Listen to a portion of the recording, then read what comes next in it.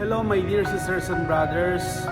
I'm Reverend Father Melvin B. Escobar at gusto ko lang pong magbahagi ng mga salita ng Diyos ayon po sa Aklat ng Awit chapter 90 verse 10. Buhay namin umaabot ng 70 taong singkad, minsan na may umaabot ng 80 kung malakas.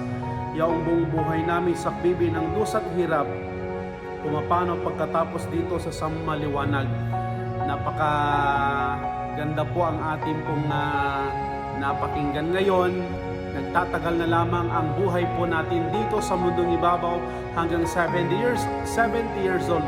Pero kapag malakas ka pa ay abutin mo ng 80, 90 or above. Opo kapatid, sa pananampalataya, napakaganda po ang ating pong pagbasa o napakinggan ngayon na ang buhay po natin ay hanggang 70 to 80 years old above pag malakas at malusog ka. So kwentahin mo na ngayon yung buhay mo. Kunwari, 55 ka na ngayon, 70. So may 15 years ka na lang. O di ba?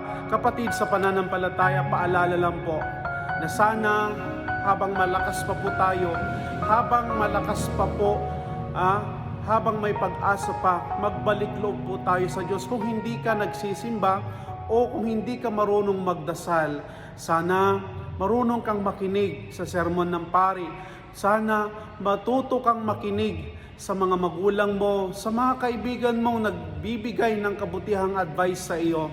Paalala lang din po na ang buhay po natin ay pansamantala po lamang, kaya sana magiging worth o may kahalagahan yung buhay na ipinahiram lamang ng Diyos sa ating buhay. God bless sa iyo.